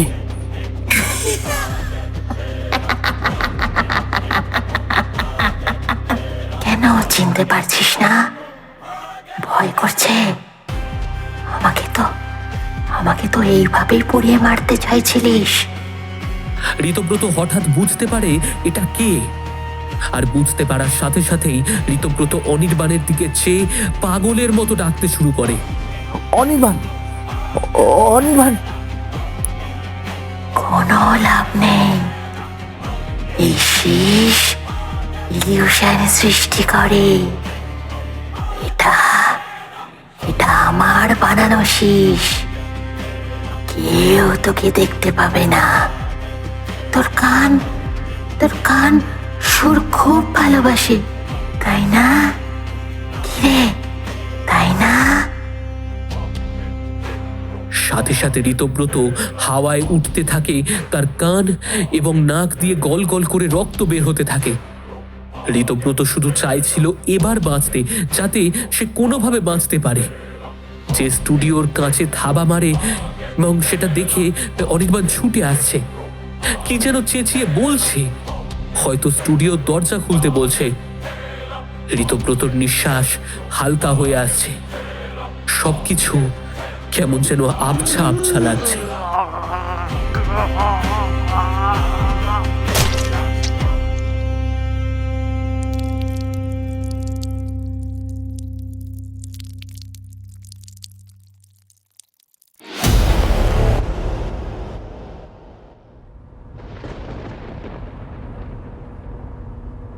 আর ঋতুশ্রী, সিসিটিভি ফুটেজে তো ঋতুশ্রী এমনভাবে কথা বলছিল যেন সত্যি ওর সামনে ঋতুদা দাঁড়িয়ে আছে, কিন্তু ঋতুদা ততক্ষণে তো ডেড। খুব সোজা। ঋতব্রত মারা যাওয়ার ঠিক আগে ওর মোবাইলটা হ্যাক করে খুনি সেই শীর্ষের অডিও ফাইলটা ঋতুশ্রীর হোয়াটসঅ্যাপে পাঠিয়ে দিয়েছিল। ঋতুশ্রী যখন ল্যাপটপে বসে কাজ করছিল, তখন এই অডিওটা প্লে হতেই হয়তো ওর ব্রেনে একটা হ্যালুসিনেশন শুরু হয়। ও ঋতব্রতর প্রেতাত্মা দেখতে পায়, তারপর কানের পর্দা ফেটে মৃত্যু। অনির্বাণ ঢোক গিলল। সব লজিক নিখুঁতভাবে মিলে যাচ্ছে, কিন্তু ওর বুকের ভেতর একটা অদ্ভুত অস্বস্তি কাজ করছে। কিন্তু স্যার, সব থেকে বড় প্রশ্ন তো থেকে গেল, ঋতুদা যখন স্টুডিওতে ওই শীষটা প্লে করেছিল, তখন তো আমিও ঠিক কাচের ওপারে বসেছিলাম, আমিও তো শীষটা শুনেছি, তবু আমার কিছু হলো না কেন? আমি শুনলেও হয়তো অল্প একটু শুনেছি, কিন্তু শুনেছি তো, আমার কিছু হয়নি কেন? যত লোক শুনেছে সবার হলো, আমার কিছু হলো না কেন? আমি এটা বুঝতে পারছি না। নীলাদ্রি সেন কিছু একটা বলতে যাচ্ছিলেন, ঠিক সেই মুহূর্তে অনির্বাণের পকেটে মোবাইলটা বেজে উঠল। অনির্বাণ পকেট থেকে মোবাইলটা বের করল। স্ক্রিনে ওর পাড়ার এক কাকুর নাম্বার ভেসে উঠেছে। অনির্বাণের বাড়ি শহরতলিতে। ও দ্রুত কলটা রিসিভ করল। হ্যাঁ, হ্যালো। হ্যাঁ কাকু, বলো। অনির্বাণ, অনির্বাণ, তুই এক্ষুনি একবার বাড়ি আয় বাবা। সর্বনাশ হয়ে গেছে।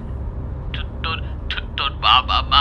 কি কি কি হয়েছে কাকু? কাকু পরিষ্কার করে বলো, কি হয়েছে? আমি আধ ঘন্টা আগে তোদের বাড়িতে এসেছিলাম। এসে দেখি দরজা খোলা। ড্রয়িং রুমে তোর বাবা মা মেঝেতে পড়ে আছে, চোখ মুখ দিয়ে রক্ত বেরোচ্ছে। আর টিভিতে কোনো ছবি নেই, শুধু একটা অদ্ভুত শীষ দেওয়ার আওয়াজ একটানা বেজে চলেছে। হ্যালো হ্যালো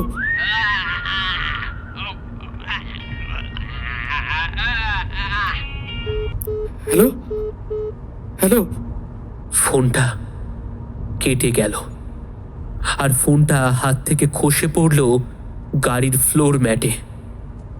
ওর চোখের সামনেটা কেমন যেন বন বন করে ঘুরতে শুরু করলো। ওর বাবা মা মৃত, ওর কাকুটাও হয়তো মৃত। তাহলে ওই একই সুর শুনে, কিন্তু ওই সুর তো বাবা মায়ের কাছে যাওয়ার কথা নয়। গাড়ির সেন্ট্রাল লকিং সিস্টেম অন হওয়ার একটা ভারী খট শব্দ হলো হঠাৎ। 4টে দরজায় ভেতর থেকে লক হয়ে গেল। অনির্বাণ চমকে নীলাদ্রি সেনের দিকে তাকালো। নীলাদ্রি সেন গাড়ির স্পিড কমিয়ে দিয়েছেন। উইন্ডস্ক্রিনের ওপারে অবিশ্রান্ত বৃষ্টি পড়ছে। ড্যাশবোর্ডের নিভু নিভু সবুজ আলোয় নীলাদ্রি সেনের প্রোফাইলটা দেখা যাচ্ছে। মানুষটার সেই শান্ত যুক্তিবাদী ইন্সপেক্টরের রূপটা আর নেই।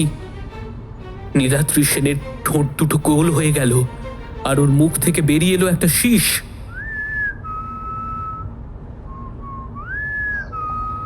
এটা সেই শীষ, যে শীষটা পেন ড্রাইভে ছিল। এটা সেই শীষ, যে শীষটা শুনে ঋতব্রত আর ঋতশ্রী মারা গেছে। অবিকল সেই ফ্রিকোয়েন্সি, সেই অভিশপ্ত মায়াবী ফ্রিকোয়েন্সি। অনির্বাণের শরীরের সমস্ত রক্ত যেন নিমেষে বরফ হয়ে গেল। ওর চোখ বড় বড় করে কাঠ হয়ে বসে রইল। ওর গায়ের লোম খাড়া হয়ে উঠেছে। নীলাদ্রি সেন ধীরে ধীরে মাথা ঘুরিয়ে অনির্বাণের দিকে তাকালেন। ওর মুখে একটা পৈশাচিক হাড় হিম করা হাসি। চোখ দুটোতে কোনো মানবিকতা নেই, আছে শুধু একটা উন্মাদ বৈজ্ঞানিক ঠান্ডা উল্লাস। ডেভ স্কুলে তুমি খুব ভয় পেয়েছিলে, তাই না অনির্বাণ? ভাবছিলে আগুনে পোড়া ইকুস কখন হলোগ্রাম ছেড়ে বেরিয়ে এসে তোমার গলাটা টিপে ধরবে। বোকা ছেলে। অনির্বাণ সিটের সাথে সেঁধিয়ে যাওয়ার চেষ্টা করছে। ওর হাত পা দুটো থরথর করে কাঁপছে। স্যার, আপনি আপনি আপনি ইকোস, আপনি আমার বাবা মাকে। দূর পাগলা, এতক্ষণ আমার সাথে থাকলে এইটুকু বুঝলে না? কিছু মনে করো না, তোমাকে তুমি করেই বললাম।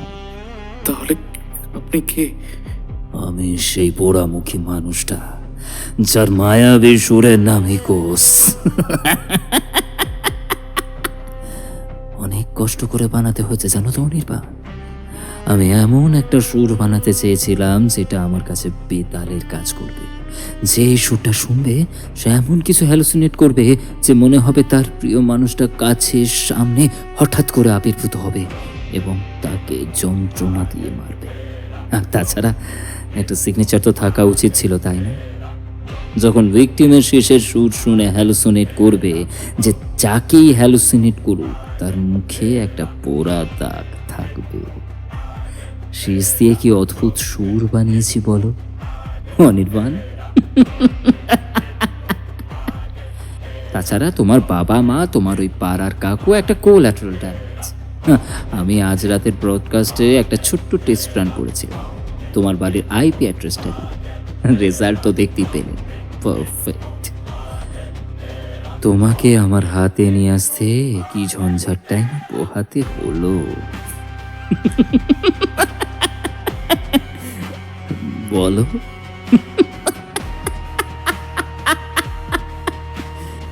নীলাদ্রি সেন স্টিয়ারিংটা এক হাতে ধরে অন্য হাতে নিজের চশমাটা খুলে ড্যাশবোর্ডে রাখলেন। 25 বছর ধরে এই দিনটার জন্য অপেক্ষা করেছি জানো অনির্বাণ। 1998 আমি তখন ফিজিক্স আর অ্যাকোয়াস্টিক নিয়ে পাগল একটা ছেলে।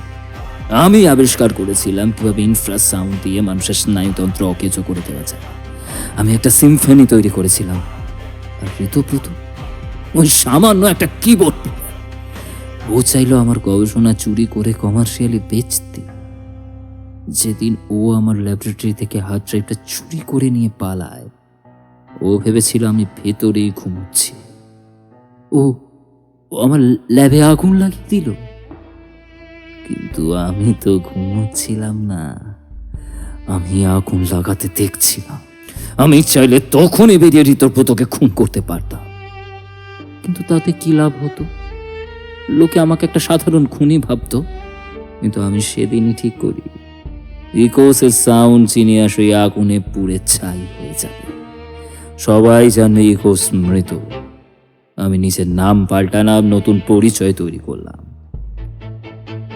আমি জানতে পারলাম ঋতব্রতর মতো চোরদের ধরতে গেলে আর এই বধির সমাজটাকে শব্দের আসল ক্ষমতা বোঝাতে গেলে আমাকে সিস্টেমের ভেতরে ঢুকতে হবে। তাই আমি পুলিশ হলাম। ইন্সপেক্টরের পদে থেকে শহরের main broadcast server, forensic lab, cyber cell সব কিছুর কন্ট্রোল আমার হাতে চলে এলো। কেউ সন্দেহই করলো না যে যাকে তারা রক্ষক ভাবছে সেই আসলে ওই শব্দের জাদুকর।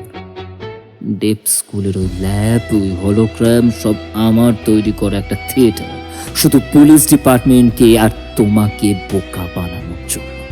কিন্তু কিন্তু আমি কি ক্ষতি করেছিলাম আপনার? আমার আমার বাবা মা কি ক্ষতি করেছিল? আর আমাকে কেন বা বাঁচিয়ে রাখলেন? অনির্বাণ ফ্যাল ফ্যাল করে তাকিয়ে আছে। একটা মানুষ 25 বছর ধরে এতটা নিখুঁতভাবে নিজের পরিচয় লুকিয়ে রাখতে পারে? তোমাকে মারিনি, তার একটা খুব সুন্দর সায়েন্টিফিক কারণ আছে। তুমি স্টুডিওতে যে হেডফোনটা ব্যবহার করো সেটা সিনেসার HD25। ওটার স্পেসিফিকেশন আমার জানা আছে। ওটার ফ্রিকোয়েন্সি রেসপন্স 16 হার্টজ থেকে শুরু হয়, আর আমার এই কিলিং ফ্রিকোয়েন্সিটা হলো 14.5 হার্টজ। তোমার হেডফোন ওই ডেথ ওয়েভটাকে ফিল্টার আউট করে দিয়েছিল। তুমি শুধু ওপরের মিষ্টি সুরটা শুনেছিলে, আসল মৃত্যুটা তোমার কানে পৌঁছায়। আর তাছাড়া আমি চাইনি জানো তুমি এখনই মরো। তুমি স্পেকট্রোগ্রামের ওই কোডটা ডিকোড করেছিলে, তুমি রেজোনেন্স বোঝো। এই গোটা শহরে তুমি একমাত্র মানুষ যে আমার শিল্পের কদর, যে আমার শিল্পের, আমার শব্দের জাদুকে বুঝতে পেরেছ। আমি তোমার কাজের খুব বড় ফ্যান অনির্বাণ। তাই আমি চেয়েছিলাম আজ রাত 12টায় যখন আমি সায়েন্স সিটির মেইন টাওয়ার থেকে আমার সিম্ফনি অফ ডেথ প্লে করব, তখন তুমি আমার পাশে বসে লাইভ অডিয়েন্সের হিসেবটা দেখবে। একজন সাউন্ড ইঞ্জিনিয়ারের এর চেয়ে বড় পাওনা আর কি হতে পারে? নীলাদ্রি সেন এক্সিলারেটরে চাপ দিলেন। জিপটা প্রচন্ড স্পিডে সায়েন্স সিটির দিকে ছুটতে শুরু করলো। অনির্বাণ বুঝতে পারল ওর বাঁচার আর কোনো আশা নেই। আর কিছুক্ষণ পর শুধু ও নয়, গোটা শহরের লাখ লাখ মানুষ এই লোকটার উন্মাদনার শিকার হবে। ওর বাবা মা মারা গেছে, ওর আর হারানোর কিচ্ছু নেই। শোক আর চরম ভয়ের জায়গাটা হঠাৎ করেই একটা নিস্তব্ধ হিমশীতল রাগে পরিণত হলো। সাউন্ড ইঞ্জিনিয়ারিং এর একটা খুব বেসিক সূত্র অনির্বাণের মাথায় বিদ্যুৎ বেগে খেলে গেল। ফেজ ক্যান্সেলেশন বা অ্যাকোস্টিক ফিডব্যাক। একই ফ্রিকোয়েন্সি আর অ্যাম্প্লিটিউডের দুটো শব্দ যদি হুবহু একে অপরের উল্টো ফেজে ধাক্কা খায়, তবে তারা একে অপরকে ধ্বংস করে দেয়। আর যদি সেটা একটা ক্লোজড লুপে হয়, তাহলে তৈরি হয় মারাত্মক একটা ফিডব্যাক লুপ, যা কানের পর্দা ফাটিয়ে দেওয়ার জন্য যথেষ্ট। নীলাদ্রি সেন তখন এক হাতে স্টিয়ারিংটা ধরে অন্য হাতে ড্যাশবোর্ডের হাই এন্ড স্টিরিও সিস্টেমটা অন করছেন। Let's listen to the masterpiece once more Anirban.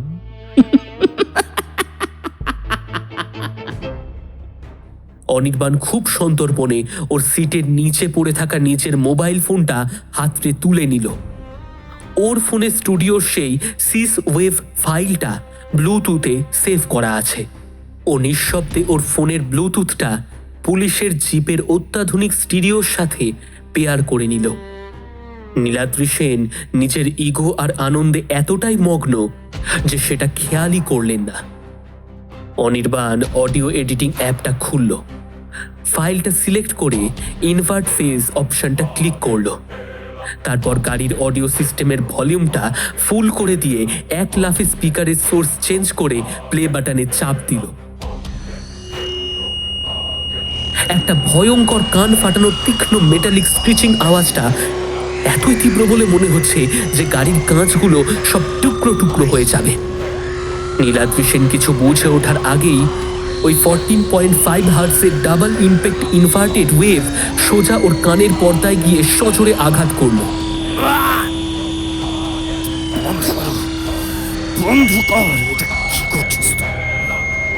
Niladri Sen 2 হাত দিয়ে নিজের কান চেপে ধরলেন। স্টিয়ারিং এর ওপর থেকে ওর কন্ট্রোল পুরোপুরি চলে গেল। ওর নাক আর কান দিয়ে গল গল করে গাঢ় রক্ত বেরোতে শুরু করলো। যে জাদুকর 25 বছর ধরে শব্দ নিয়ে খেলছে, আজ সে নিজের তৈরি করা ফ্রিকোয়েন্সির ফাঁদেই আটকা পড়েছে। গাড়িটা প্রচন্ড স্পিডে ভেজা হাইওয়ের ওপর স্কিড করলো। অনির্বাণ 2 হাত দিয়ে নিজের কান শক্ত করে চেপে ধরে চোখ বুজে সিটের নিচে মাথা গুজে দিল। প্রচন্ড জোরে টায়ার ঘষটানোর শব্দ, তারপরেই একটা গগন বিদারী ক্র্যাশ। গাড়িটা হাইওয়ের ধারে একটা বিশাল পিলারের সজোরে ধাক্কা খেল।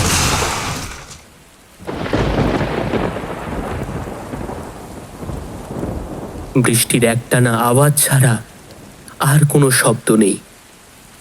পুলিশের জিপটা পিলারের সাথে ধাক্কা খেয়ে দুমড়ে মুচড়ে গেছে। সামনের দিকটা পুরো তুবড়ে গেছে। কয়েক মিনিট পর প্যাসেঞ্জার সিটের দরজাটা খুব কষ্টে ভেতর থেকে ঠেলে খুলল অনির্বাণ। ওর কপাল ফেটে রক্ত পড়ছে ঠিকই, বাঁ হাতটাও হয়তো ভেঙে গেছে, কিন্তু ও বেঁচে আছে। ও হাঁপাতে হাঁপাতে গাড়ি থেকে বেরিয়ে এলো, টলতে টলতে ড্রাইভারের সিটের কাছে এগিয়ে গেল। ভেতরের দৃশ্যটা বীভৎস। স্টিয়ারিং হুইলের ওপর মাথা গুঁজে পড়ে আছেন ইন্সপেক্টর নীলাদ্রি সেন। ওর শরীরটা নিথর, নাক, কান আর চোখ দিয়ে জমাট বাঁধা রক্ত বেরিয়ে ড্যাশবোর্ডটা ভিজিয়ে দিয়েছে। অনির্বাণ বাইরে বেরিয়ে আসতেই বিশাল জোরে একটা শব্দ করে গাড়িটা ব্লাস্ট করলো।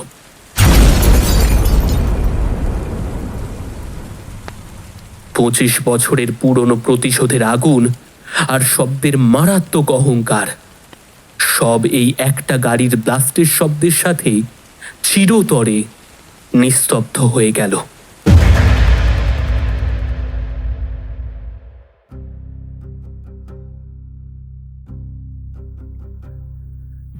মানুষের মন বড়ই অদ্ভুত।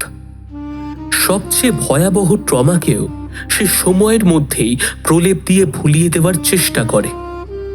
দেখতে দেখতে একটা বছর কেটে গেছে সেই অভিশপ্ত রাতের পর। অফিসিয়াল রেকর্ডে ইন্সপেক্টর নীলাদ্রি সেনের মৃত্যুটা নিছকই একটা মর্মান্তিক পথ দুর্ঘটনা হিসেবেই লেখা আছে। ডেপ স্কুলের সেই গুপ্ত ল্যাবরেটরিটার আর শব্দের সেই মারণাস্ত্রের কথা পৃথিবীর বাইরের পৃথিবীর আর কেউই কোনোদিন জানতে পারেনি। রেডিও স্টেশনগুলোতে আবার স্বাভাবিক ব্রডকাস্ট শুরু হয়েছে। শ্রোতারাও ভুলে গেছে সেই রাতের কথা। অনির্বাণ এখন শহরের অন্য একটা বড় প্রোডাকশন হাউসে কাজ করে। বাবা মায়ের মৃত্যুর শোক বুকে চেপে সে নতুন করে বাঁচতে শুরু করেছে। আজ রাত 11টা নাগাদ অফিস থেকে বেরিয়ে নিজের নতুন গাড়িতে বাড়ির দিকেই ফিরছে সে। ফাঁকা রাস্তা, গাড়ির এসির ঠান্ডা হাওয়া আর রেডিওর শান্ত গানটা সারাদিনের ক্লান্তি ভুলিয়ে দিচ্ছে তাকে।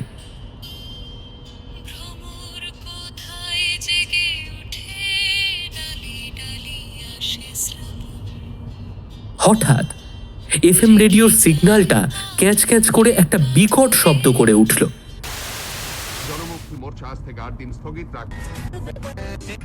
পুরনো রেডিওর নব ঘুরিয়ে সিগন্যাল না পেলে যেমন আওয়াজ হয়, কতকটা তেমনই।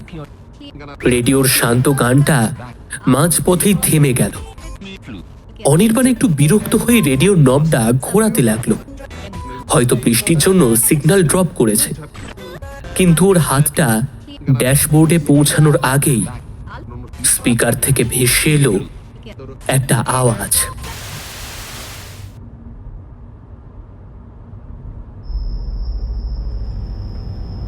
ঠিক আওয়াজ নয়, একটা শীষ। সেই অদ্ভুত, অভিশপ্ত, মায়াবী, হাড় হিম করা শীষের সুর। নিখুঁত সাইন ওয়েভ। ইনফ্রাসাউন্ডের ভাইব্রেশনে গাড়ির জানলার কাঁচগুলো হালকা হালকা কাঁপতে শুরু করলো। অনির্বাণের হাতটা মাঝপথেই জমে বরফ হয়ে গেল। ওর হৃৎপিণ্ডের গতি হঠাৎ করেই অস্বাভাবিক বেড়ে গেছে। এই সুর ওর ব্রেনের কোষে কোষে ভয়ের একটা স্থায়ী ছাপ ফেলে গেছে। Impossible, impossible.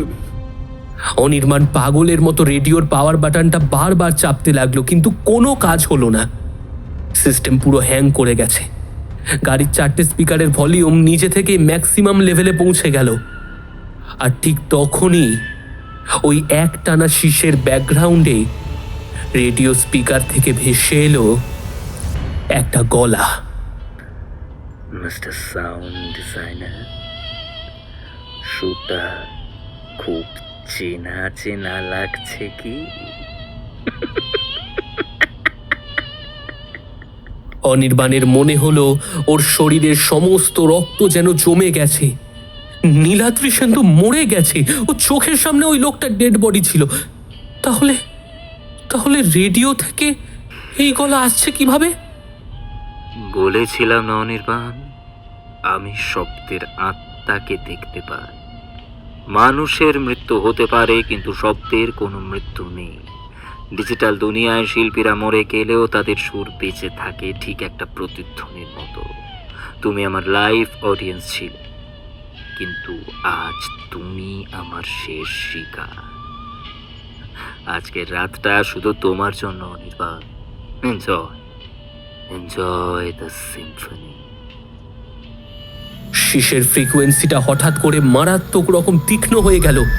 14.5 হার্টসের সেই ডেথ ওয়েভ এবার কোনো হেডফোনের ফিল্টার ছাড়াই সরাসরি অনির্বাণের কানে এসে আঘাত করল। যন্ত্রণায় অনির্বাণের চোখ ঝাপসা হয়ে এলো। ব্রেনের ব্লাড ভেসেলগুলো অসম্ভব চাপে ফুলে উঠতে শুরু করলো। নাক দিয়ে গল গল করে গাঢ় রক্ত গড়িয়ে পড়ল ওর ঠোঁটের ওপর।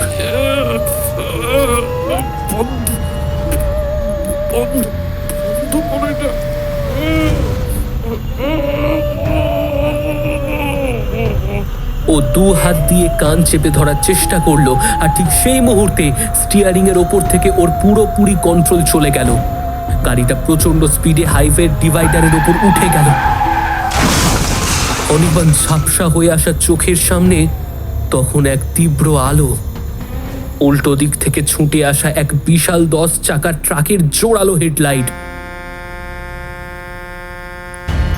অন্ধকারে হাইওয়ের ওপর দাউ দাউ করে চলছে একটা দুমড়ে মুচড়ে যাওয়া গাড়ি। রাস্তার আশেপাশে জমে থাকা রক্তের ওপর ঝিরঝিরে বৃষ্টির ফোঁটা পড়তে শুরু করেছে।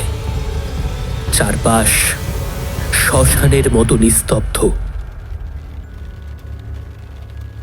শুধু জ্বলন্ত গাড়ির ভেতরের ভাঙা স্পিকার থেকে তখনও খুব ধীর লয়ে বেজে চলেছে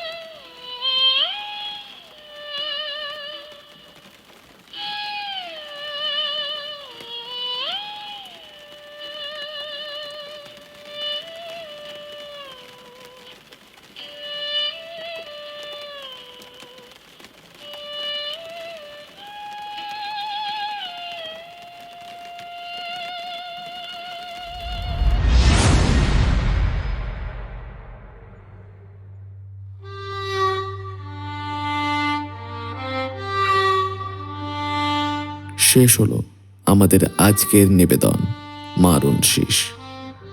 গল্পের বিভিন্ন ভূমিকায় আরজে ঋতব্রত রনিত, ঋতুশ্রী শর্মিষ্ঠা, অনির্বাণ সাম্য, পাড়ার কাকু অমিত, ইকোস অর্থাৎ নীলাদ্রি সেন অর্পণ, গল্প পাঠে শুভম, পোস্টার ডিজাইন সাম্য এবং Joy, Shish Sharmistha, sound design special effect কলমে এবং সমগ্র পরিচালনায় সাম্য বিশ্বাস। আজকের মতো আমরা বিদায় নিচ্ছি। শুভরাত্রি।